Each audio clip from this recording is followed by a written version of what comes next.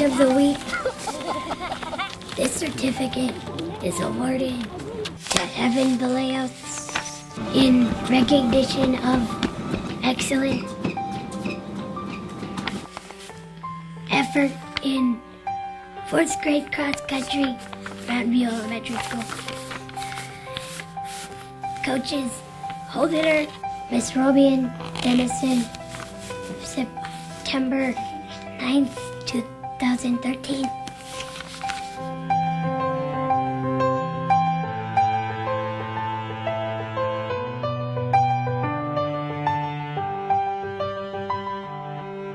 That baby was a gift from heaven, from up there.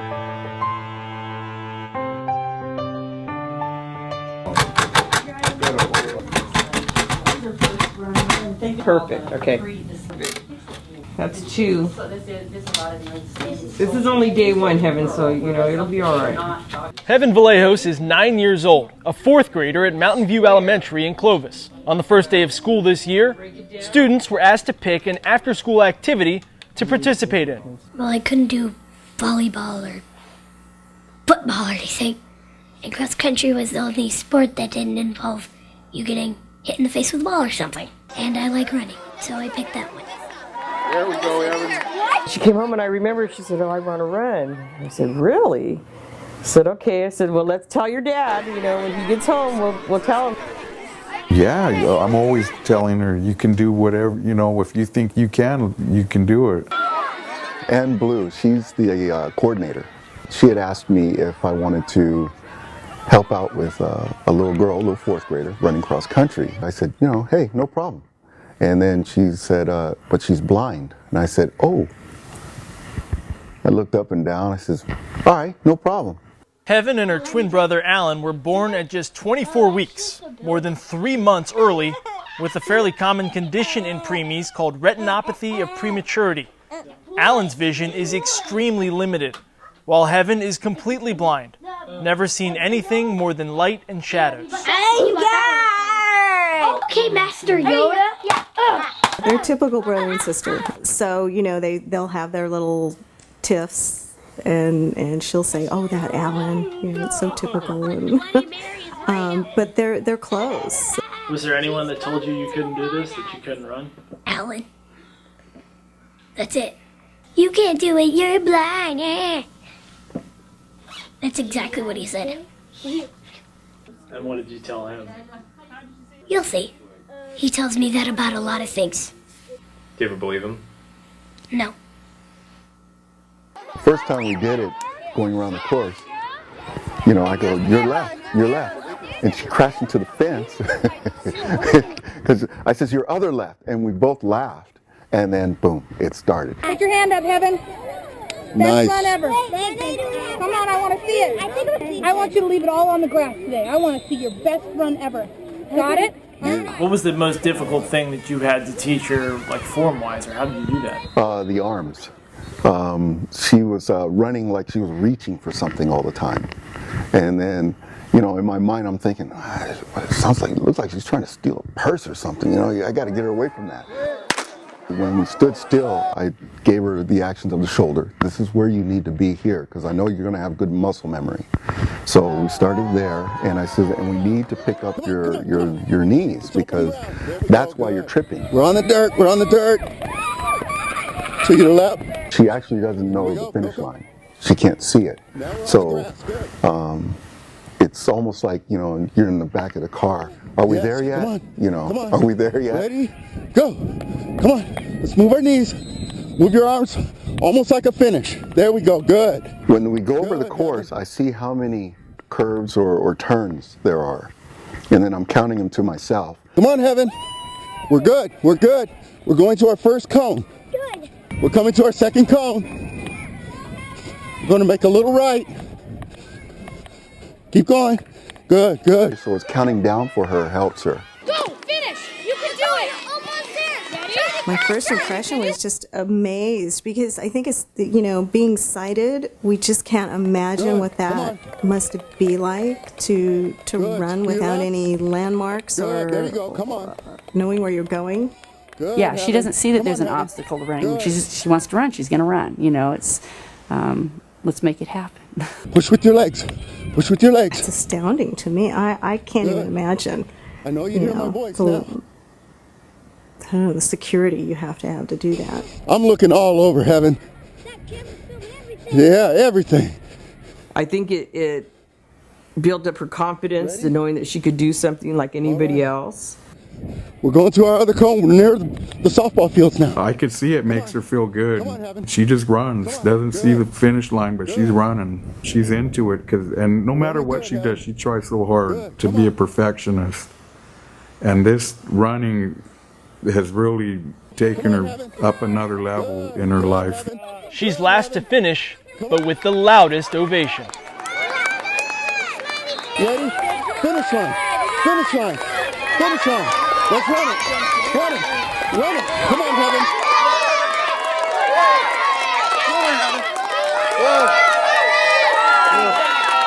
Near the finish, she's hearing everybody. And then to try to get my voice only, to focus on my voice. You know, because I hear the people screaming, her own coach, go Heaven, and I'm here, Kevin to your left, Heaven to your left, to your left. Oh, could I see the very last time there? 7:41. Yes. 7:41. All right. Yes. 7:41. That's an improvement. Good job. Yeah. Very good. I couldn't get off of work her very first race. And she told me, I remember later, well, I came in last. And I told her, that doesn't matter. If you come in last or first, it's what you accomplished. You did it. That's what matters.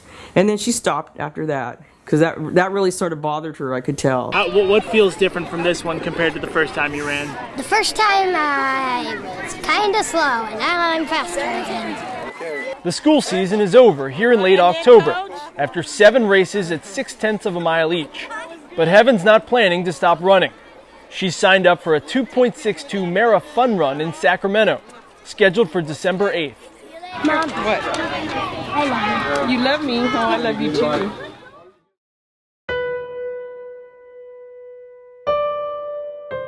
I'm locked up, and you know I'm pregnant. I'm with twins, and I want to keep them. Fall 2003, Frank Vallejos gets a phone call from his ex-wife, who's incarcerated, and who he's seen and heard from only sparingly in the more than 20 years since they divorced, back when sons Joseph and Joel were 4 and 1. She called us, just, you know, wanting us to help her, me and her sons, you know, with the babies, holding them until she got out. The boys agreed, and Frank immediately reached out to Susan Gonzalez for additional support. She's my friend I can always count on, and, you know, and vice versa. We're just, you know, best friends. And I called on her to, you know, to step in to watch them while I'm at work. And then I remember the day that they were born, I was at Target with my mother. And it was funny, and I got a phone call, and it was from Frank telling me that they were here. And we were like, wow, you know, we couldn't believe it that they were born premature, you know, that they came early. December 2003. Heaven and Alan weigh less than a pound at birth. And they were tiny. It was really scary. They were tiny. You could fit them in your hand. And I put them in my hand because I wanted to be able to tell people that, yeah, they fit in my hand. And that's how small they were. And just, you fell in love. The twins would need to stay at Modesto Hospital for a month and a half, followed by an additional month and a half at Valley Children's Hospital. When they did come home, both wore an oxygen mask to assist their still developing lungs. Oh man, it was scary. They had the apnea machines on where if they stop breathing, alarms go off. You know, there was a lot of medical attention involved with them. It was a 3-day thing, and he was working during the day and I was working at night, so I would watch him until he got home from work, and then I'd go to work. And we were marking on the calendar, man. We were lit, both of us, because we were tired. Early spring 2004, the twins' birth mother gets out of prison. When she was there, she came and was just, you know, ready to go, leave the kids. He offered his home for her to parole out on, to stay there till she could get back on her feet. You know, they were going to set her up in an apartment, you know, everything for those kids. Oh, that lasted like 4 days. real quick. When I had my foot down, you know, telling her, no, you're a mother. Joel got sick. I had to go pick him up at school. I brought him home. She came, as soon as Joel got home, she said, oh, I'm going to go get a pack of cigarettes. And then she never came back.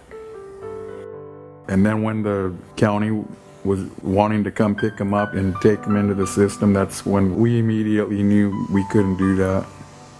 It was on. It was on.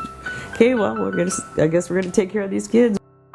The blindness became clear shortly after this point, and multiple trips to eye doctors led the family to Detroit to see one of the top specialists in the country who would attempt to reattach the twins' retinas. Alan's took, and hers did. You know, but Alan's, we were told from the very beginning, you know, his wasn't a guarantee. So, you know, we know that. That's why, you know, you have to be real careful with him, especially he can't play sports or anything like that, because if he gets hit in the head, it could detach his retina. October 21st, 2005, she's walking, she's getting ready to walk on her own. There she goes. Yay, Heaven. They were 2 years old, and we went to a wedding, and that's where we realized what a social butterfly she was, because she started, can't see nothing, but she started filling her way the whole party reception, made her way to every table talking to people, you know, and it blew our mind, you know, just saying, man, look at this little girl. Walk, Heaven. Get up and walk. Come on. She'd be playing around the house and you'd forget that she was blind, you know, because she'd be doing stuff and you're like, oh yeah, but, you know, she can't see, you know, she can't do that or whatever. But nothing stops her. You know, she tries everything. She wants to try everything. She wants to know what's going on. Just the fact that these kids, you know, ended up in this family, and this family has raised them in such a way that they are these generous, happy, you know, fun-loving kids. You know, one of the things they asked me early on was, you know, we're thinking about getting her roller skates. What do you think of that?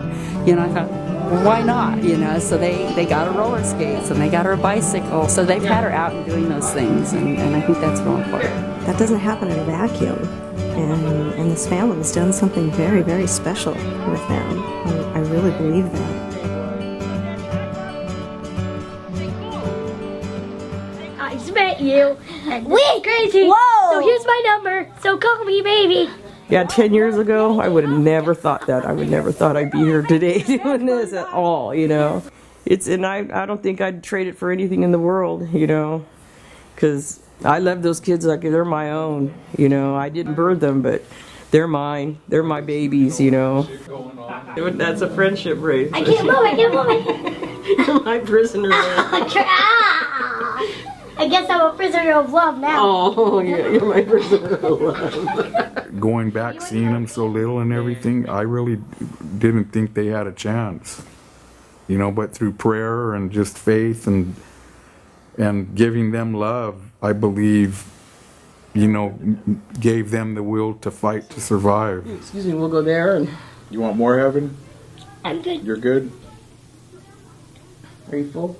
Yes. Okay. The remarkable family dynamic, Susan actually lives with her ailing mother while still spending the majority of her waking hours at the Vallejos house, was also inspiration for a career change for a high school dropout. I said, it's time to go to school and I know what I'm going to do. All those agencies that helped me and aided me with everything that needed to be done with these babies, I watched them all work and everything, and I was always thinking, you know, man, this is a good job. This would be great. I could do something like this. Just 3 months after his dad, his hero, passed away, Frank graduated from Fresno City College in 2010, a Dean's Medallion winner. Then this past spring, from Fresno State, with a degree in social work. He's now an independent living skills trainer. When I got the twins 10 years ago, I was working, making good money, but I was hurting because it was a rigorous job. They led me to where I'm at now. I don't know how my life would be if they hadn't come into my life, you know, how things, you know, would have happened. He's going to continue running with you.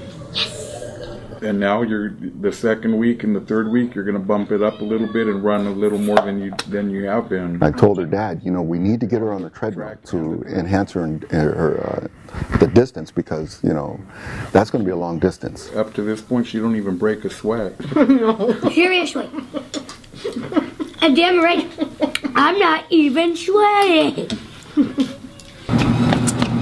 In the 6 weeks leading up to the big run in Sacramento, Heaven will follow a program to prepare for a race more than 4 times as long as the school ones. Right here, okay? She'll also go through her normal life routine, which is similar to her peers in many ways, and at the same time, far from it. When she was in preschool, she made a comment, "I wish I wasn't blind." So I remember telling her, well, God made you that way. God, you're a special person, and God made you that way for a reason. You know, your journey in life is that. Yeah, and it breaks your heart. Why are you taking Christmas pictures already? It's not even close to Christmas. I don't know. My mom, she always takes them in November. It's kind of like trying to explain to a sighted person what it's like to be blind. I mean, you can know a piece of it by wearing a blindfold, but you really will never know what that's like. Oh yeah. My cousin, he was almost fully blind, but now he only has to wear glasses. It did used to bother her for a while, and then she just sort of adapted, you know, realized, okay, well, I guess I'm not going to be able to see. And there's a magnet. Just like addition and subtraction. Start creating electricity. I have told her that we get information in a different way than you do. We use our eyes. You use your fingers, your hearing, your sense of smell. So we just perform differently. That's all. On page. We want page 56. I'm on 55. Yeah, it's right here. Okay, great. What else do you have available? Since kindergarten, when Heaven was first mainstreamed, she's kept herself on grade level with A's and B's. 6 divided by 42. 7. And the early concerns over being different vanished, leaving only confidence and willpower in their wake. She's had a Braille club at her last school, and she's going to start one at this school. And the kids just love it. They fight over being able to walk her to the cafeteria for lunch or guide her, you know, out to the playground. How low can you go, Heaven? That's the part you go. Good job, Heaven! She's really enthusiastic, and she really cares about doing things right. Put your cursor right after your dash. When she decides to do something, she does it. She doesn't think twice about it. She's absolutely certain that that's what she's going to do, and she's going to finish it. She'll shake sometimes, and just with determination to get something right. Dang it. What'd you do? I did C instead of A. You know, I just think people think that you're blind, you can't get around, you can't do the higher level functioning type tasks, and it's like, you know, the brain's fine. What do you think? Are they too light, or do you want them kinda light? Ever the jokester, one of her favorite phrases, the blind leading the blind. It's sort of amazing because now you sort of get a little glimpse of what her world is. So you can't see anything. I can't not see anything. So if your hearing changes, you'll hear people at the picnic table sometimes. And I know where they are. So I think you're good. Hopefully. I trust you completely. She is a good leader, and she's a little ham, and she likes doing that stuff. So I'm behind you. But I love kids who have that fire like she has. You know, they just don't want to stop. And that keeps the world going. Still with your cane? How many houses are left? Oh, we got the whole night, girl. You got some nice lights. Very bright one. No bounds for that girl. What are we working on today? the lane by lane scan. Okay. Every time we get together, she's enthusiastic, you know, and she's just like, oh, good. Where are we going to go today? You may be good, you may not. I don't know. You just have to listen to one more car to check on that, okay? Soon, Heaven will learn how to grocery shop and begin cooking. Currently, she works 1 to 3 times weekly on orientation and mobility training, like lane-by-lane scanning. And Spruce is in front of us. We're right. Every time before I step into a lane of traffic, where are those cars going to be coming from? And being aware of that, so that not that I'm already into that lane, but before I get there, I'm going to listen, you know, to the left, or for left turners and right turners and straight through cars, or I'm going to listen, you know, to the right. Where am I looking and listening? And so that's what we're working towards. And so right now we're working on where the car's turning from to get into each one of those lanes, and how many lanes are there as we're crossing that street. So, and that's all done by listening. Then we practiced making some clicks. Can you do the clicks for them? Do you remember how you did? A little bit high, a little bit sharper. Yeah, kind of. Good. You right? Nice. Fearless. Nice. Fearless. You know, running on the cross country is nice. It's all grass and dirt. But when she fell a couple times running the mile on the street and the sidewalk, and I says, "Come on, Heaven, let's go." And she runs. Oh, you can hear the thump. I mean, that hurts. I can hear it. And then I say, "Are you all right?" And she goes, "Am I bleeding?" "No, you're not bleeding right now." And she goes, "Okay, let's go." Nice day for it too. It is. The air quality's pretty good. And she doesn't like to slack. That girl she's not a slacker. You know, when I says, "Okay, let's run, let's go," she runs. You know, so, and then I know she's kind of tired, and then I just keep pushing. At one point, Heaven actually has to be told to rest for a few days after coming down with a cold. With training complete though, for her and Alan both, it's time to celebrate. Happy birthday to you. Happy birthday, dear Alan. Happy birthday to you.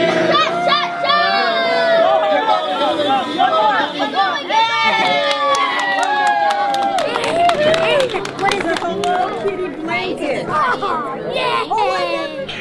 It's Barbie in a mermaid tail. Oh, yes! Thanks, Gabriel. Where's Gabriel? Not stopping.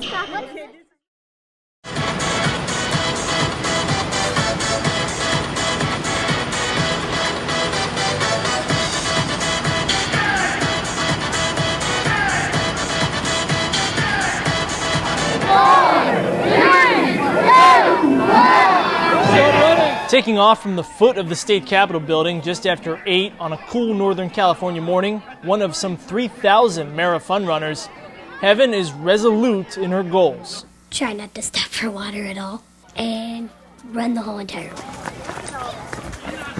Running attached by a shoelace to a guide paired with her by the United States Association of Blind Athletes, Heaven will not finish anywhere near last in this race. She's a sign of hope. She's courage and inspirational. This little girl, she's the whole package. I mean, you can't beat it. I mean, she's doing so many things out of the box. Good. Woo-hoo! You got this. Good job. That someone with her disability probably wouldn't do, or even think of, especially being that young. I stopped for water once, and that was it. She finishes the 2.62 miles in 34 minutes, easily topping her previous personal best at this distance of just under 39. Now you got it. We're almost there. You're almost there. You're almost there. Go feet.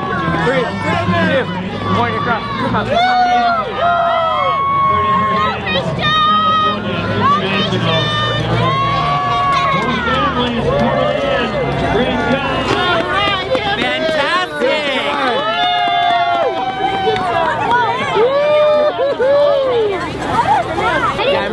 You didn't hear me? I was screaming so loud. my throat hurts now. Kevin, how old were you when you started running? So you're 10, so you've been running for a year? No, 3 months. Only 3 months? Yeah. And you did SIP 2.62? Wow, that's pretty cool. It's got 2 people in it. They're like walking and they sort of like got capes on it. It's blue on top. The mirror fence has red, it's white, and then yellow, and then on the bottom it says yellow. The only one still not impressed with what she's accomplished is Heaven. You did good, Heaven. You came in. There's a lot of people behind you. Yay, I guess. Heaven, were you nervous though? No. No, you weren't nervous? I was nervous for you. What do you think was going to happen? And I think she's a little confused sometimes as to what all of the attention is about. Just, you know, because she's just running. It's not a big deal. I got it at my first track meet. The guy that shot the gun let me have it. And my dad drilled holes in it and hung it on this chain. And this chain. It's impossible to say for sure what the past few months mean for Heaven when it comes to her future. She's innocent and sweet, and rightfully not concerned with such talk. Okay, let's go. But the people that know her best look at 10 years of evidence pointing to a force to be reckoned with. There will be people who won't understand. That'll be the challenge. Things like if you're going out to get a job, that you can and you have those skills, but the second you walk in a door as a person with a visual impairment, there's this perception of, oh, they're not going to be able to do that job, or they can't do this. Because that's the whole thing with disabilities, period. They don't really give you that chance or opportunity. But other than that, she's good. She already wants to try cheerleading and wrestling, and she's done oral interpretation, and so I can see her doing drama or dance or whatever it is. We met a girl, and she was in college. She went to Fresno State, and she said she'd been running since the 3rd grade. You know, so we told Heaven, see, there you go. And this girl's in college now, and she got scholarships for it. You know, and she's at Fresno State. So you see, Heaven, there's plenty of things you can do. You know, don't let anything stop you. I think it also changes your perspective about your own life, and that you just don't really have any excuses. For the last, I'm going to say the last 3 years, she's always been on me, Dad, what am I going to do? And every time she asks me that, in reality, I don't know what she's going to do in her life, you know, but I just know to tell her that you're going to do whatever you want to do and whatever you think you can do, just like anybody else, you know. And I always just tell her, you're going to do it in a different way, but you're going to be able to do whatever you want to do.